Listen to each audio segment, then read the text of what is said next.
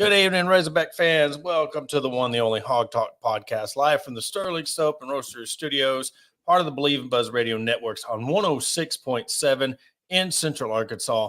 All live shows are presented to you by Arkansas Brewing Company in downtown Ozark. I am Porter Hayes, and alongside me, as always, is Adam Hall. And we're brought to you by Bet Online. Get the latest odds, lines, matchup reports. Bet Online continues to be the fastest and easiest way to place your wagers, including live betting and your favorite casino and card games available to play right from your phone. Head to the website or use your mobile device to sign up today and get in on the action. Remember to use your promo code BLEAV for your 50% welcome bonus on your first deposit. Bet Online, where the game starts. Adam, speaking on betting, you think this time last week, would you have bet that we'd be hearing that Bobby Petrino would be the new offensive coordinator at the University of Arkansas?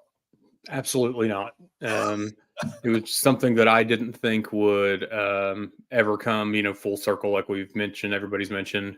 But, it's still kind of, you're in awe that it's actually happened.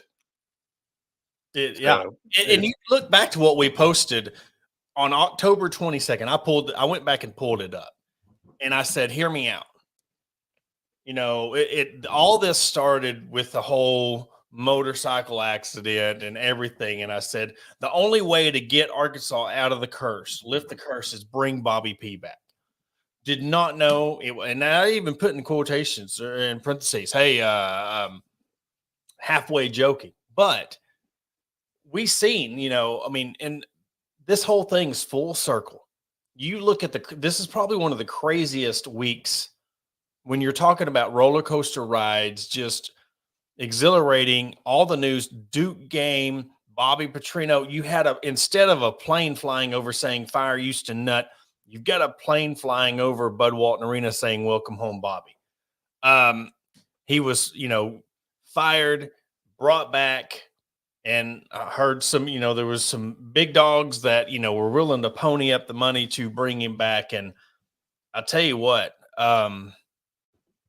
I thought it was going to take a miracle to have a story. Again, we'll talk about the basketball game later on, but that's another thing. Would you have thought that anything would have outweighed that game? There was a game going on that day when people were still buzzing about the hire of Bobby Petrino. That's what I thought was crazier than anything.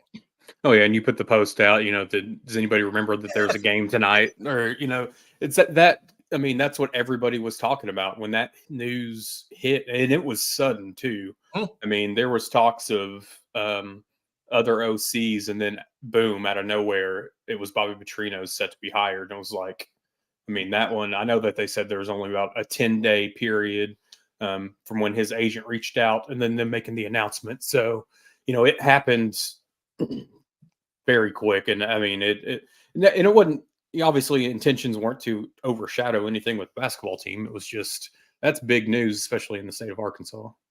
Yeah, and it's good. I mean, here's the deal. I know there was a lot of people against it. And look, there's no wrong. If people are against the hiring of Bobby Petrino, or you didn't like the moral aspect of him coming back after what happened, hey, that's perfectly okay.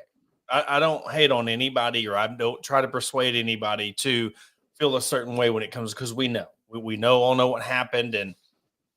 But to me, it's like, this is a business, and you were trying to win back 20, 30, 40,000 fans. You're not trying to, you're trying to win back a whole fan base, pretty much.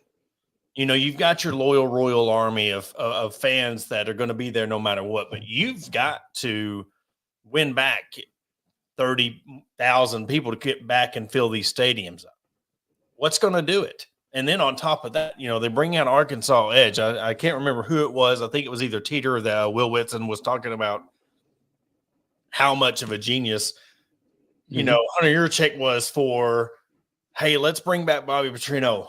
Oh, here's Arkansas Edge. It's brilliant. It's like you're in church at a revival and during vacation Bible school, and you bring out the offer and play it after everybody gets saved. It's one of them deals like you knew how big this was going to be.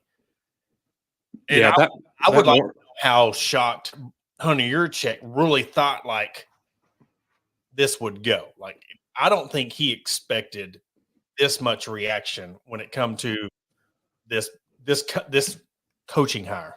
Yeah, I know when the emails started coming out that morning about the Arkansas Edge and then the promo video for it, there was a lot of mixed reviews on it just because it was, we didn't know what was pending. We didn't know it was limited. But, once that news with Petrino came out, it was like, okay, this was all done for a reason. Because, I mean, that morning it was just kind of like, okay, so you want fans, you want us to contribute money. And they just weren't sold on where the program was at. And then Petrino comes in and it's like, let's completely change that. You think about it. Yes. I mean, from a marketing standpoint, all right, we're going to renovate Bud Walton Arena. We're going to put boxes in. We're going to raise the ticket prices. We've put this brand new big bar up on top of Razorback Stadium, and we're giving out these packages for fans to go behind the scenes, be on the sideline. It's all, what can we do to squeeze as much money out of these people that we can? And now going on the run that Arkansas did and ended up, 4-8 after that abysmal performance against Missouri. I mean, to see where we are now, you think that you would flip the numbers on that and they finished 8-4. Mm-hmm. That's just a feeling, and it's exciting. I'm excited for the Razorback fans. We all know this is going to be a banger bust deal. Either this is going to work out brilliantly or this is going to blow up in everybody's face. But the biggest thing that I think the positive of this is he's just the offensive coordinator. Yes, the Bobby Petrino name is bigger than the Sam Pittman name right now, whatever. But I'm talking about in the grand scheme of the coaching, this guy is going to be able to have his own offense, just how he wants it, his terminology. We know that there's more coaches coming in. We had a question about the O-line coach. We'll talk about him in just a second. But, I think with him being just to be able to concentrate on the offense, depending on who the quarterback is, it's going to be very exciting to see what they're able to do. I'm not going to sit here and say they're going to go 8-9. I will not. You will not find me, and I'm not falling for that again.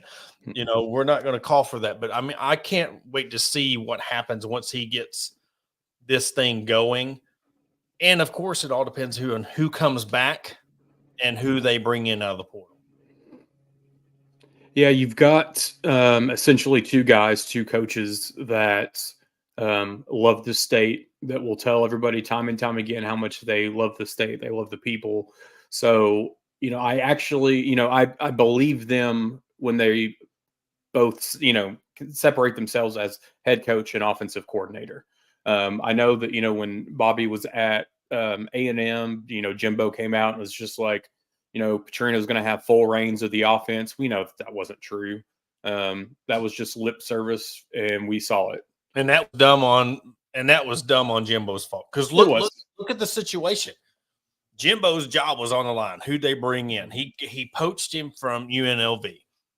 Sam Pittman's job's on the line. Let's bring him in. And that's the thing, and whether or not everything that Petrino said was true, I know you're going to talk about, well, things didn't work out because it was done and it could have been true, because we all know how egotistical Jimbo is.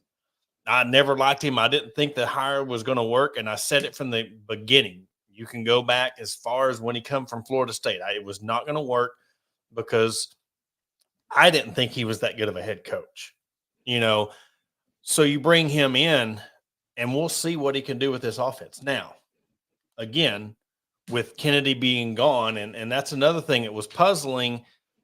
So many people wanted him gone, and I'm not saying that it probably just wasn't a fit here. I don't know what happened with all that, but there's still interest because another SEC program wants you. And how many times have you heard you're only good as your next job? Well, he went from one SEC coaching job to another. So they've seen something in him. Maybe they were looking at last year when he was with Bryles and how they blocked. And I don't know. The talent just wasn't there this year. I have no idea where things fell through on that. But bringing in the guy from Baylor who used to be at Arkansas. I believe he was a GA. Mm-hmm. Again, I mean, it's a fresh new start. You got a new OC, so you got a new offensive line. He's going to block the way you want him to block. And I think that you're going to have some depth at O-line, because if Bobby Petrino wants to run his run and gun little air raid offense, you're going to it's going to be a lot different than just blocking for a lot of runs. Yeah, Mateos was after Arkansas. He went to LSU, and he was tight ends coach, and I forget where he went after that. But he went to BYU and then Baylor, and I mean, two of each of those teams led the nation or were top 5 in the nation in rushing for 3 or 4 seasons.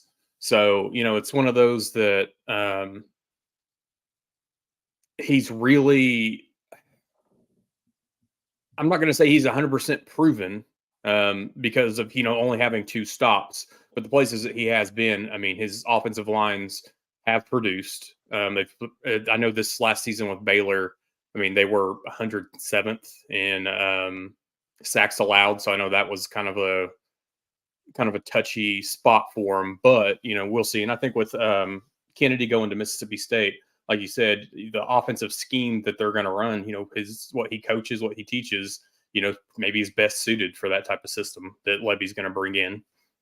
And I kind of brought up a similar situation when they were talking about the blocking scheme when Browse was here compared to what Enos wanted to run in bunching we're going to go back to that. So, I mean, we'll see how it goes, but you're definitely going to need depth. You're definitely going to need, again, a quarterback who can run Bobby Petrino's offense. His offense is not, it's complex, and you see what, Lamar Jackson was able to kind of do underneath his offense. I mean, you've seen what he done at Missouri State. I mean, he's come in and a team like Missouri State, he had success. I think once you get a guy and you just let him come back, he knows what's on his plate. That guy knows what was getting himself into. Hunter Yurchek knows what was getting himself into, and Sam Pittman. And I'm not saying that this is not going to work out, but they're praying that this works out, because when you've even got people saying like, well, Hunter Yurchek's job could be on the line if this doesn't work out, because just how important this hire is. I said that this time or at the beginning of the year. I said this is going to be one of the most important seasons because of how we're doing. You look at the landscape of college football. If Texas was essentially in the SEC this year, you could have had 3 out of the 4 teams in the SEC in the college football playoff. Could look Texas, Alabama, and then Georgia, ended up not making it. But that's what you got coming into the SEC next year, along with OU. So you have to get this right, but you have to, not everybody's expecting you to win the West. Not everybody's expecting you to go 8-9 wins. I'm expecting them to get this thing back on track and possibly get a bowl game. Like, show us that we're going to get better. Yeah, I look at, bringing Bobby in, it's essentially, added time on Sam Pittman and his tenure. I think that it's going to make or break where he's at come, at whatever point next season. If you show an improvement, okay, we're going to do another year. But if you are the same or digress, I think that's when it's okay, this isn't going to work. So yeah, there are a lot of questions that are going to surround this going into next season. Yeah. And this is what Bobby Petrino had to say when he was asked about, his return to Arkansas. There never was any anger at all. I was always a Hogs fan. I watched. People would ask me, "Are you going to watch the game? Are you going to watch him play?" And I watched as many games as I could. I cheered for him. I rooted for him. Loved the players. Yeah, and you see, him getting emotional at the end there, and then look, how could you not get teary-eyed, or how could you not get choked up, or want to run through a brick wall when he put the post out there about him and Mallet? It just shows you that the guy, you give a man a second chance, and dude, it's been 12 years 11 years, 12 years. This dude's got grandkids. He's been through 2-3 different schools. He's grown. He knows what he did. Now, I mean, again, we got to put that kind of aside too. Of we're at the point. Look, or do we want to win, or do we want to? Well, this guy kind of had a troubled past. We don't know if it's gonna. He's going to bring us. How is that any different? I'm looking at a business and a football standpoint. How is that any different than getting beat by North Texas or getting almost beat by Portland State or Liberty? When you're last game of the year and you're having 40,000 fans in the stadium. I mean, we all know how important winning is at the University of Arkansas and the revenue. And what worse who do you think offensively you could have got better to come here than Bobby Petrino? Do you think, honestly, Adam, that another OC with an offensive mind would have came here this year after, and not knowing the situation where Sam Pittman would be after the 24 season? No, because I know we had a lot of conversations out there that there was some uncertainty. I know there were some names that were thrown out early on, but the biggest question was with not knowing what would happen after next season. I think that was hard for probably some people to be able to wrap their head around. Like, I'm going to come in and potentially not have a job after if it ends up badly. I mean, it's one extreme or the other. It's either going to work or it's not going to work at all, and you're going to have to restart all over again. Yeah, and I'm going to bring this up. Look, multiple comments about this. When we were told that this was going down, but there was other people that was saying this too. We weren't the only ones that said that reports are out there. Hey, it's looking like he may be on the way out. And I come on here and personally apologize for it, and to continuously get railroaded like this. It's cool the first week, or if we jump the gun, I personally apologize to Braylon Russell's parents because, he's a recruit coming here and he put out. So, it's the fact that we keep commenting about these things when there was other people out there dancing around it saying it too. We were told that there was reports of it, and we had people telling us we could. We got burned on that, and I took full accountability of that, and I'm still paying for it. And that's what it is. It is what it is. I can't apologize anymore. I'm not a credentialed football media member, so therefore, we go off the information that we were given to us, and to keep getting talked like this, you're spending more time in our comments and stuff when you could be doing other things with your life, but you want to keep on talking about something that happened 2 weeks ago. I apologized. But I don't think you want to come on to our pages and every time we talk about a Pittman thing, you want to report on it or comment on this thing. Everybody makes mistakes. There was a media person in a message board that was saying that he was fired, and it wasn't going to be announced Monday. I'm not. That's the thing. There was 2 or 3 other people that were saying the same thing, not just us. Yes, our post got out there and everybody's seen it, and I had taken a full accountability for it and have talked to numerous people about it and about the repercussions of that. So again, I apologize for the fact that we ran with it. We didn't check with the people who report for Arkansas. That's on us. That's on me. I wouldn't say us because it was my decision. My name's on it, and I stand behind it. But I'm not going to keep on week after week having this person with no face come on here and keep on doing it. That's cool, but it's time to move on from it. People make mistakes, and do we want him to be fired? There was times where I thought he should be fired. There was times where I thought he wasn't doing a good job. That's everybody was on that. Almost every media person was saying those things. So I just wanted to address it because these comments kept popping up, and they popped up numerous Facebook posts. And the fact that we're trying to do the best we can, and we're not always going to be right. And not everybody is right with their their post. So it's just the thing that only thing I can do is apologize when we're wrong and move on from that. And that's the last time I'm going to talk on it. The last time I'm going to expect about it. There's things behind the scenes that you don't know that I have had to answer for, and I've had to answer to some people about it. So it is what it is, and I take full responsibility for it.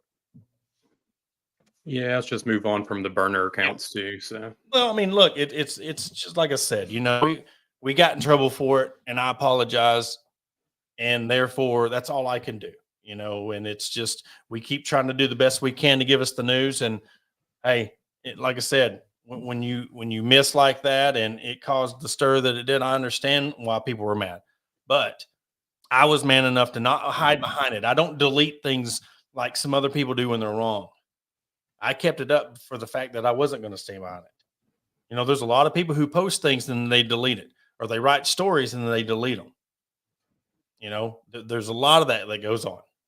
So, but anyways, moving on. Sorry for that tangent that we went on, but it kind of got old after about the fourth or fifth one. So yeah. But again, back to Bobby Petrino and just the expectations. How much pressure do you think that puts on Pittman to really get things right next year? Because you have basically took the mortgage out on your home and put it on red 15, or, when it comes to next season, I mean, and I think there's other people who have put red 15 all their money on this to work out. So how much, I'll say this on Bobby Petrino, how much pressure do you think is on him to fix this? I think he's looking at it from more, not necessarily from the standpoint of where Pittman's at, or what would be, if something were to happen to Pittman, whatever. I think this is Bobby's wanting to rectify the past. So he's looking at this from a standpoint of he's going back a decade, and, he's trying to make up for all of that's happened. So I think that he's going to come out guns blazing. And I mean, we've already seen with some of the offers that they've thrown out this weekend, what type of quarterback he's going after. I mean, Kane Archer already had his offer. They offered another 2026 four-star quarterback out of Florida. So, Bobby knows what kind of quarterback that he wants in his system. And so I think that's what, and I mean, when it comes down to Mateos's hire too, I think that was probably a group effort. It wasn't just Bobby hiring him. It wasn't just Sam hiring him. It was somebody that they both probably trust to step in and get them to where they need to be for this next season. Yeah. And you look at the schedule, it's not easy, and the fact is, I just seen that because there's a lot of people, fans, boosters, board members, 100-year check, staff, players, they're looking at Bobby to fix this. Mm-hmm. That's why I was asking about the pressure, because, and I'm not saying he can't handle it. I'm just saying there's got to be a lot of pressure on him, because it's like, all right, here's the offense. You've got 4 or 5 plus hundreds of thousands of Razorback fans looking over your shoulder, and the downfall of it. We know how everything goes. If this thing's rolling, it's going to be great. But if they lose to a non-conference opponent, if they lose to, a Liberty or whoever, I can't pull up the schedule offhand. Let me look at the schedule for next year real quick of who they have coming in. And they've got UAB in Little Rock. They're at Oklahoma State. They're home against UAB. The last game in Arlington against A&M. Louisiana Tech is at home against LSU, home against Ole Miss, home against Tennessee, home against Texas, and then at Auburn, at Mississippi State, and at Missouri. Yeah. So, I mean, it's – and there's no more divisions. Mm-mm. So you got to look at that schedule and, manage it. I think if they don't try to come in and be world beaters and really they really build on this, I mean, 4-8, maybe. I mean, basically what I'm saying is if this team goes 6-7 next year, or 6-6, I think we should see that as an improvement. Mm-hmm. We shouldn't have to accept that this is where the program should be. Again, we know that the program shouldn't be there, but you can't also expect a 4-8 to 8-4 jump. Now, if it happens, great, but you can't expect it. So if this team comes back and gets bowl eligible, I mean, that's a baby step. That you bring the bowling ball back. I think that's the first step. All right, get this thing going back again. Let's try to get a bowl eligible. Then you work from there. I think that's the thing that when Sam Pittman was hired to get this thing back on track, they won that 9-game season and they were like, okay, we're at the right spot. And then everything just Jenga. Mm-hmm. And now everybody's scrambling to try to get it back to that 9-win season. And I think Bobby's done it before as head coach. So if you give him just the offensive duties, I think that gives you enough momentum that it could possibly get there. Now, if it's 3, he's got a 3-year contract. Mm-hmm. 2 year. So, I mean, 2-year, 3-year. I think it's 2 with a third option, correct? Well, the way it was laid out was like from December of this year into February of next year, and then his actual contract starts for 2 seasons. Okay. Yeah, I mean, if he gets this thing rolling, I mean, that's where the expectancy should be next year. We shouldn't have it now. Again, if it happens, I mean, it sucks. In another 4 and 8 years, I think we should hope for improvement. But what we're going to do is we're going to take a quick commercial break. When we come back, we are going to talk about the second most important news of the week, which if you had asked us 2 months ago would have been unheard of. But we'll talk about the Arkansas win over Duke when we come back after the break. Attention DIYers and home improvement enthusiasts. Are you searching for the right tools and the supplies to tackle your next project? Look no further than Mentor's Hardware Store. With locations in Ozark, Alma, and Clarksville, our vast selection of hardware and building materials is sure to have everything you need, whether you're fixing a leaky faucet or building a new deck. Plus, our knowledgeable staff is always on hand to offer expert advice and guidance. And with our competitive prices and convenient online ordering, Mentor's Hardware Store is your one-stop shop for all your DIY needs. Visit us today and let's build something amazing together. Are you in need of legal representation? Look no further than the law offices of Robertson, Beasley, Shipley, and Robinson. As the oldest law firm in the River Valley, we have been serving our clients for over 100 years, with locations in Ozark, Fort Smith, and Springfield. Our experienced team of attorneys provide expert guidance and advocacy in a wide range of legal areas, including personal injury, family law, criminal defense, and more. Trust in our history and experience to get the results you deserve. Contact the law offices of Robertson, Beasley, Shipley, and Robinson today at 479-782-8813. That's 479-782-8813. Are you looking for a place to grab a cold drink and some delicious food? Look no further than Arkansas Brewing Company. Located at 201 South 1st Street in beautiful downtown Ozark, our establishment offers a wide selection of craft beers and tasty eats. But what sets us apart is our welcoming atmosphere and friendly staff. At Arkansas Brewing Company, you'll always feel like part of the family. So visit Destiny and Christopher Brockett and staff today and see for yourself what makes us a go-to spot for locals and visitors alike. Arkansas Brewing Company, come for the drinks and stay for the friends. Insane. Like, I haven't had that experience in college basketball except for the Purdue game. So for me, like, I really just wanted to go out. I was just excited just to be out there and play. The crowd played a big part, though. Like, it's tough to play in there with all those people, screaming, yelling. Like, so I feel like that home court advantage is, like, different when it's packed out like that. I mean, when the fans are all, all on our side, it's a good feeling. I can't imagine, going somewhere else and playing against, something like that. So just to have the fans there, man, that's the best fans in the country. They're camping outside. I drove past. There's probably 5,000 students outside. So you're probably not getting that anywhere else in the country. And man, I'm just blessed to be a part of it. I didn't know it was the most people here ever in Bud Walton. So that's something special. And I didn't get a chance to go to the game, watched it on TV, and even on TV, you could see the atmosphere. And my boss and her colleagues, they got 4 tickets at like 5:00 in the afternoon that day, and they said that it took them about 3 to 4 hours where they could hear normal again after leaving the stadium. It was just that loud. I mean, I want to ask you, we've seen the fact where Arkansas has been with the basketball program, but playing a team like Duke, I don't care if they come in 0-5, 5-0, it's still Duke. 30 years after the 94 game, Nolan's there, Scotty's there, the fans. I mean, just how special do you think it was to this program and this team to prove one? Because all we heard after the Purdue game was it was a make-believe game. It was a scrimmage. It was a scrimmage. You just got beat by UNC Greenville or Greensboro, whichever North Carolina school it was, to come in and play Duke. And I know the score was only a 5-point deficit or a 5-point win for Arkansas. From what I was seeing, and I know there's a lot of homers on there that would say it too, and I'll agree with them, but the rest did everything they could to try to get Arkansas or get Duke back in the game. But big kudos to that team.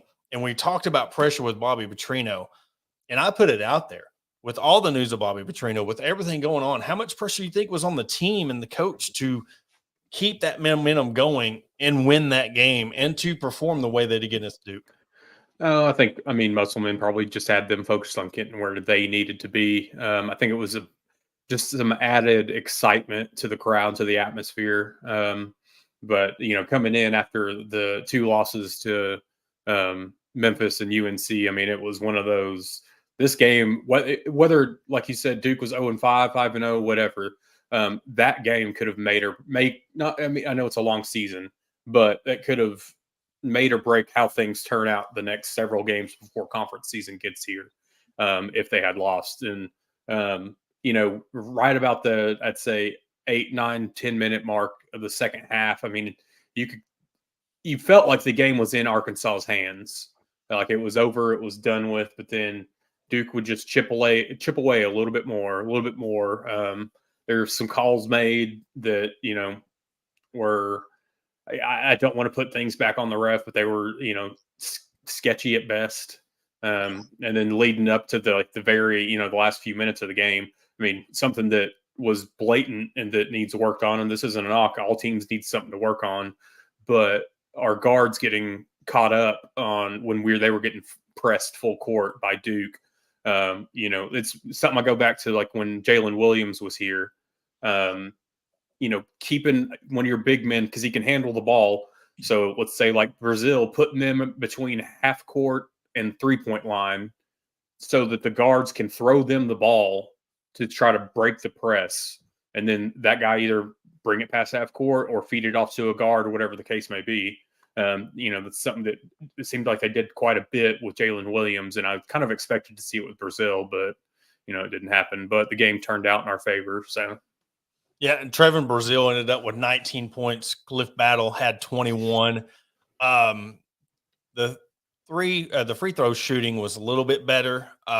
Still need to work on. I mean, Brazil was about the only one. He was 3 for 6. Everybody else 1 for 2, 3 for 5. But seeing that, I mean, you look at the total number, 19 of 30 from the free throw line. That's something that's definitely. You talk about a game like this. You're going to be playing SEC ball, and you're going to be dealing with games like that against, say, like a Vanderbilt on a Wednesday, and then you're going to Auburn on a Saturday or whatever.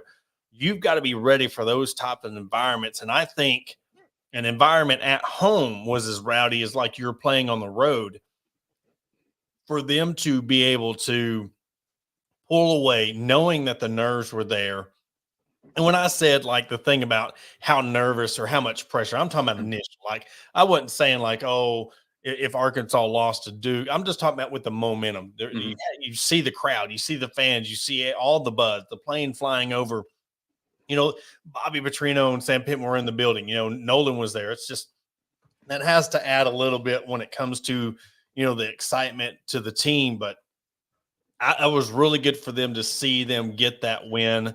And the fact that you got another Carolina school coming to town they're no joke. Furman's a really good school. If you look at between Furman and Winthrop, those schools in South Carolina like that are really, really good schools when it comes to and there was another one. It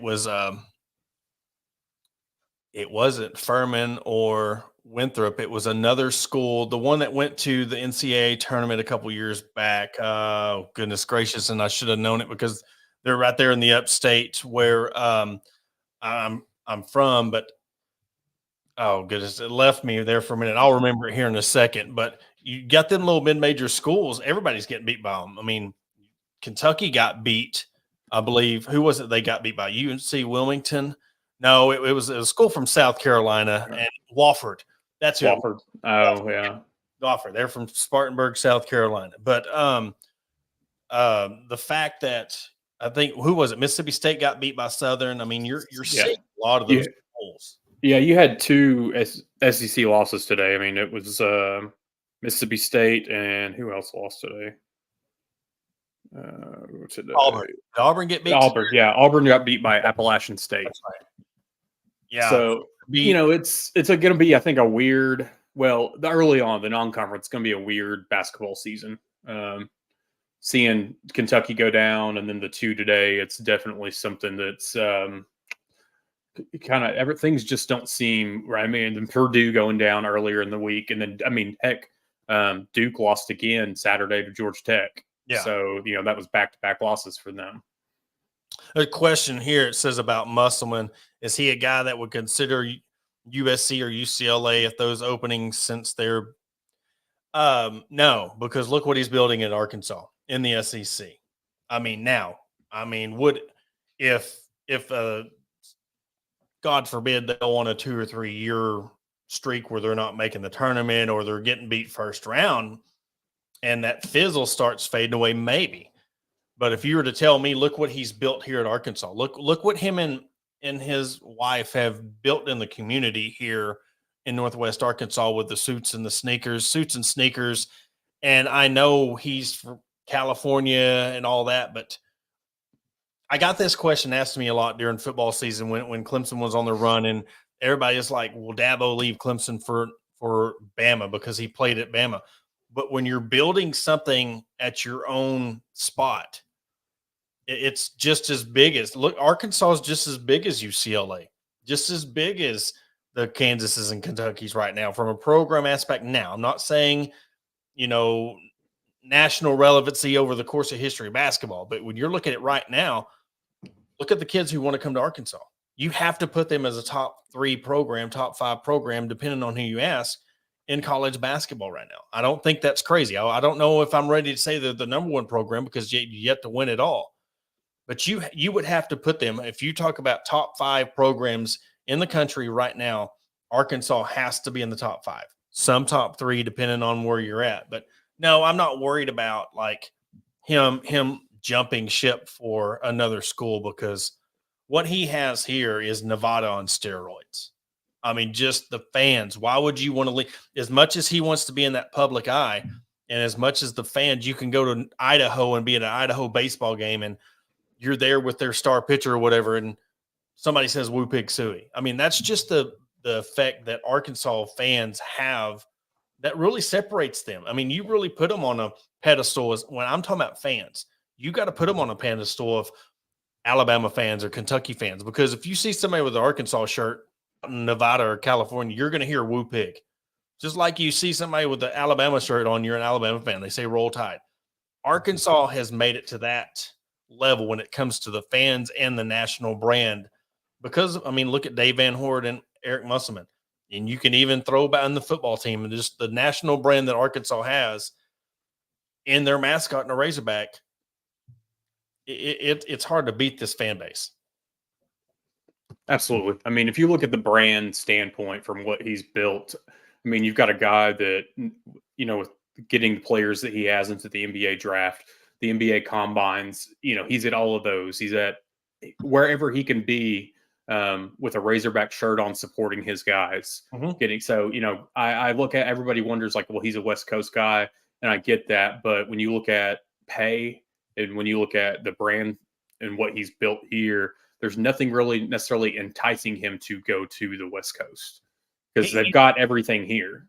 Oh, yeah. And he's gotten to the point where he don't even have to wear anything Arkansas now. Oh, yeah. He's somewhere. That's just a year ago, 2 years ago, he's had something Arkansas on, and every time he would go to San Diego, he is brilliant. He's a genius when it comes to no matter what. And I know outside of Arkansas fan base, people can't stand it, but he's a genius when it comes to no matter what, I'm going to get my name out there, because there might be some kid in San Diego. There might be a kid down in Florida that we haven't seen yet, or in New Jersey, Chicago. Everywhere he goes, he has found a way to put himself in the spotlight. But look what it's done. I mean, it's done nothing but produce stellar basketball teams, and this is another one. I believe it was – I can't believe it. Remember if it was Battle or Ellis. One of them were saying, why wouldn't a recruit not come to Arkansas? Yeah, it was Ellis. It's like you'd be dumb to not pick up the phone or answer the phone when he called. And, I remember when he first got here, the first few years, different practices and stuff, you'd always see him like in a different pro team's just T-shirt when he's at practice and whatnot. And, it was at first it was just, brand recognitions, those teams kind of like, oh, look, Arkansas's coach is wearing our stuff. But now you see it, and he's always in Arkansas gear at Arkansas. But then, like you were saying, if he goes down to Houston or if he goes to Dallas or wherever he goes, he supports that team that he's going to visit, with a shirt of theirs, because everybody knows who he is now. Yeah. And that's awesome if he's your coach, and I guarantee it, this is no knock on Musselman, but if he was the coach at Alabama or if he was the coach at Kansas, we'd be like, man, what's this guy doing? But it's good to have when he's in your camp, because he's bringing recruits to your school. And just looking at, again, you had the record-breaking crowd ever. And you go back to this is including the national championship team. This is including the runner-up team, Sweet 16 teams. You had the record crowd against Duke on the 30th anniversary or year anniversary or whatever of the Duke game. I mean, and it's only going to go up from here. Now we'll see how SEC season plays out. But again, let's think about something like how they're looked at. How Musselman's looked at, but they finished 8-10 in the SEC. I mean, and that's like Missouri. It's crazy because you see the opposing fan bases, and they want to make fun of his pregame speeches. They want to make fun of him taking his shirt off in celebration. And after beating Duke, you saw several times, especially from the Missouri fan base, them telling us that was our Super Bowl. And then they want to bring up when you chirp back to them, they want to bring up, well, y'all finished 8-10 in the conference last season and we were 4th. And it's like, congratulations, we got to the Sweet 16. Yeah. I mean, y'all want to bring up that conference record, but y'all don't want to talk about how you got knocked out of the first weekend the past 2 years. And I think it's been since the last 12 years that y'all have made it past the first weekend. So it's one of those that's just, that fan bases are going to hate as much as possible. Opposing fan bases are. And that's just the biggest difference. You look at baseball, look at basketball. You're playing so many games. I mean, really, all the regular season's doing is priming you for postseason. It's not like football where you lose a game in September. So you go 0-2 in September, your season's over when it looks out of, bowl game aspirations or college football playoff aspirations. You're looking at the fact that you could go 8-10 and still make a Sweet 16, Elite 8, Final Four. That's what. And being the mastermind that Eric Musselman is, why wouldn't you? Hey, we're going to cruise into January. Because what does rankings mean? I mean, now when you get to the nitty gritty, you look at your conference record and you're looking at your last 10 games, your RPI, how you are against top 25 teams. So just when you win your important games, finish 500 in your conference in the SEC, win a couple of games in the SEC tournament, you're at least you're guaranteed a 10 seed or higher, Yeah, it's one of the, like with rankings. I mean, it's nice to see, that number next to you, but it really doesn't matter until you're getting into February, into March. That you need to be, getting up there. But, right now, I mean, it kind of hurt to see us fall from, 20th to unranked, but at the same time, it's kind of like, they're going to be back up there. So it's nothing to sweat at this point. Yeah, and we've seen them in this position before. We've seen them unranked, and we've seen them unranked all the way up to the end. But it's like you want them to be ranked, they get ranked, and then they fall unranked. I mean, it seems like that always kind of happens when it comes to the basketball team. But when you put the trust in the two coaches, let's look at Dave Van Horn and Eric Musselman. They could go 0-4, 0-5 in their opening of the SEC, but you still have that trust. Like, okay, it's just January, or in baseball, it's just March or April. We know come June, Dave's going to get it rolling. We know come February, Eric's going to get it. They've deserved that. And I think this year's going to be the same thing. You've got guys that are still learning to play together. You've got to, again, the turnover rate for Arkansas, you've got new guys coming in, you've got returners, you got a mixed bag. So we'll see how the rest of the season plays. Again, like I said, they have you're looking at the schedule. They have Furman coming up. Then they have the Crimson and Cardinal Classic against Oklahoma on the 9th. They finish up with Lipscomb, Abilene Christian, and UMC Wilmington, which somebody put on there that UMC Wilmington beat somebody. And I remember, I think that was the team that beat Kentucky. Steven said UNC just beat. Yeah, they beat Kentucky 80-73 yesterday. So that's your last non-conference game before you play Auburn on January 6th. So I know a lot of people look at our non-conference schedule sometimes, and I've been guilty of this too. And you're looking at some of these teams, and you're just kind of like, meh. But then when you actually look at these teams, it's like they're tournament caliber teams, whether it be from last season or potentially this season. So, I mean, Musselman really gives them a kind of a full round of what they're going to expect throughout the season in non-conference. You look at this season, the non-conference schedule, you look at it's pretty even. I mean, you have your Purdue. I mean, again, exhibition, but it was a win. But it was a number one team at the time. Stanford, Memphis, North Carolina, Duke, Oklahoma, and then you got teams like UNC Wilmington who could win their conference. You have teams like, look at those North Carolina schools: Greensboro, Wilmington, Gardner-Webb, Alcorn State. They could all be those teams. Not saying this year, but there's those teams that always you find themselves in the tournament. Furman's another one that can make some noise. So you got to have those games where you want to click and you want to learn your offense, but you also want to have those tough tests. And I think this is one of the best schedules he's been able to put together. Yeah, and going back to like you were talking about with the new guys, the rotations, people gelling, I think that's just something that, we're going to have to get used to if you haven't yet, because whether it's new freshmen coming in or it's all transfers like we saw this season. Minus like Layden Blocker but he's always going to have a fresh mix of guys that are going to contribute minutes immediately. So that's just something that we're going to have these early season kind of little bumps in the road. But if anybody can make his team learn from it, it's Musselman. That's right. We're going to wrap the show up on this. Show couldn't with the volleyball team making it the Sweet 16. I've said numerous times how proud I am of Coach Watson and this team.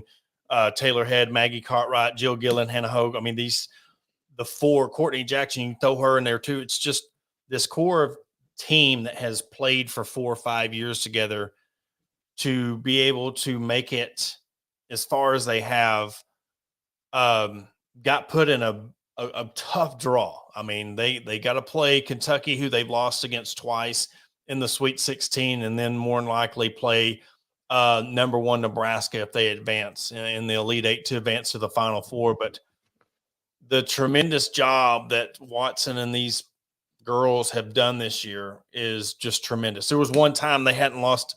The only loss they had was to Wisconsin. They were ranked number one at the time and played them the first set to five sets. First time they made the Sweet 16 since 98. And again, huge shout out to these girls, especially Maggie, Taylor, and Jill.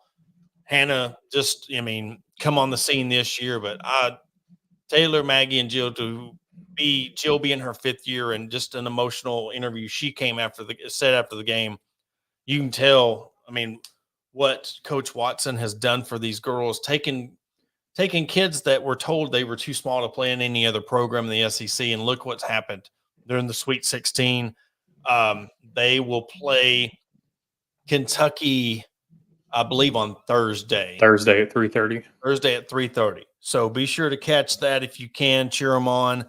But either win, lose, or draw, I mean, this team is, again, first Sweet 16 since '98. So really want to give them a shout out before we wrap up.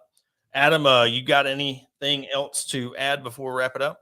Oh, just touching on that. I mean, there's a couple of clips, couple of interviews out there with Coach Watson, kind of talking about the senior day going into the tournaments and then where they were at after winning last night. I mean, you can just tell like the emotion and the connection that he has with his players and the love that's between them when they're all talking about each other. And that's, great to see between coaches and their athletes. Yeah, he's remarkable human being. I've been able to talk with him a couple times. You can see the ball that's on the top shelf there that he presented with me at practice one day.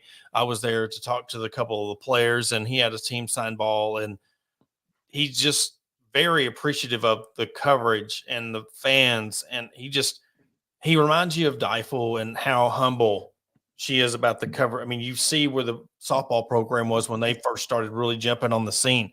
Same thing that you get from Watson as you did Deifel 3-4 years ago. Love to see it, and love to see all these programs doing good. But that will do it for this episode of the Hog Talk podcast. For Adam Hall, I am Porter Hayes.